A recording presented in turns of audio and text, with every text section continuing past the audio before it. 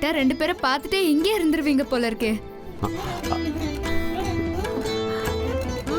Time ஆயிட்டே இருக்கு, கொஞ்சம் சீக்கிரமா கல்யாணத்தை நடத்தணும். நீ வேற சீக்கிரம் வீட்டுக்கு போனோம் இல்லையா?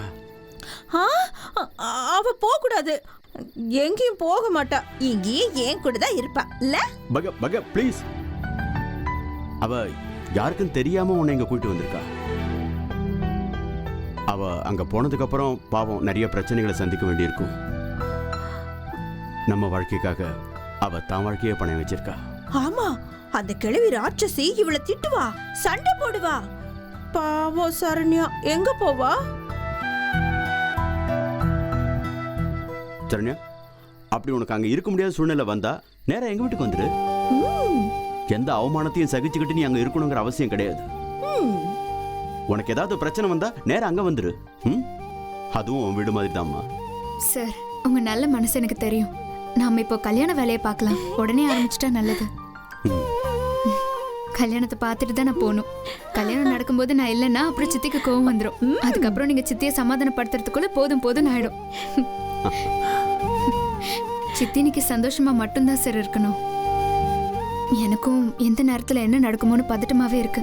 டைம் ஆகுது சார், வாங்க சார் போலாம். வாங்க சித்தி.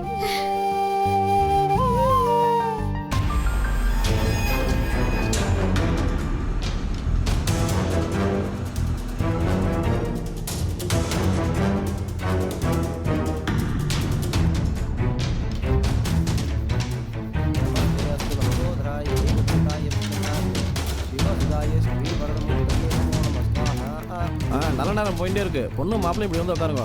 உட்காருங்க மாப்பிள்ள.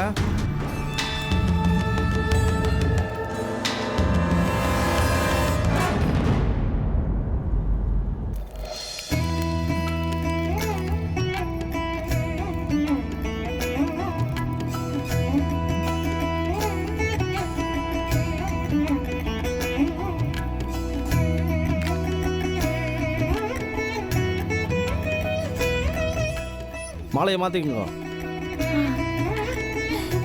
இந்தாங்க.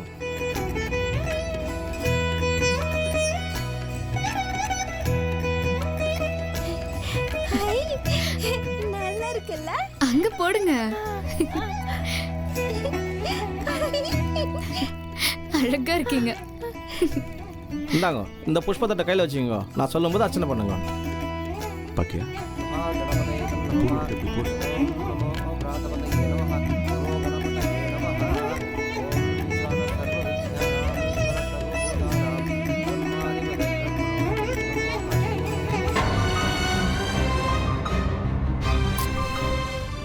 சரண்யா ப்ளீஸ், சரண்யா ஃபோன் எடு.